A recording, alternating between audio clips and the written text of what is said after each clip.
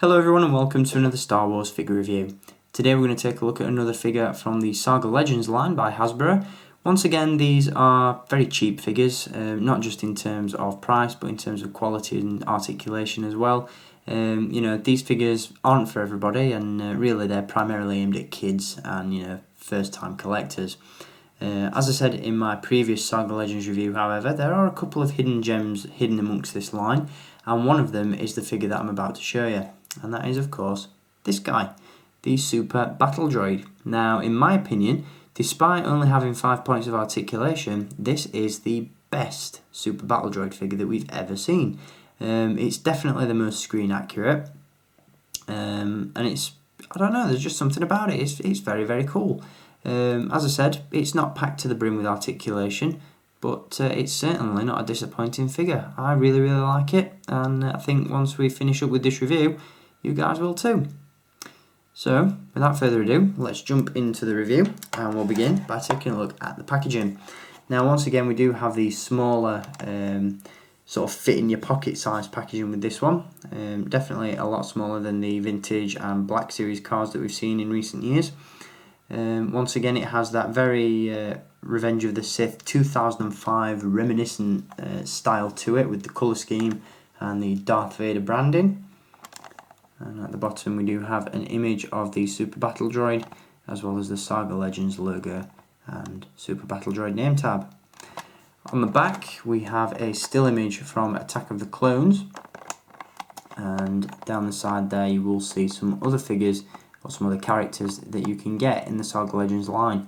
Now, as I said in my previous review, I'm not going to give you a look at all of these. Some of them aren't particularly worth reviewing, as they're quite bad. And others, such as the Clone Trooper, for example, weren't actually available in the UK. So, there are quite a few from this line that I'll be skipping altogether. But the ones that I've chosen to review for you are definitely the ones that I think are worth picking up. So that is the packaging for the Super Battle Droid. So enough talk about the cardboard. Let's take a look at the plastic inside. And let me tell you, it's a really, really good figure. As I said, this is definitely the most screen accurate Super Battle Droid figure that we've ever seen Hasbro produce. Previous versions of Super Battle Droids that Hasbro have done haven't really gotten the proportions right. And there's always been something that's just looked a little bit off, in my opinion, about all the other Super Battle Droids that they've released. I'm not sure whether it was the stance, whether it was the sculpt of the upper body. I'm really not sure, but in my opinion, this is the best one that they've done. And with some added articulation, I think Hasbro really could, reissue this guy in the Black Series as the definitive Super Battle Droid. Because let me tell you, this guy's not far off. In terms of sculpt, as I said, he is the most screen accurate version that we've had to date. As you can see, he's got the wrist blasters there on the arm. He's got all the nuts and bolts that appear in the film. As I said, that upper torso is incredibly well sculpted. Looks just like it jumped out of the film. All in all, a very, very nice sculpt indeed. Really big fan of this figure. Let's just a look at him from head to toe. This is probably one of the least articulated Saga Legends figures that Hasbro have done so far. As I said in my Yoda review, most of these figures do feature 5 points of articulation. However, this particular figure only features 4. Obviously, he doesn't have a head to move around, so the only movement that this guy has are in the shoulders, as he has swivel ones, and he has swivel hips as well.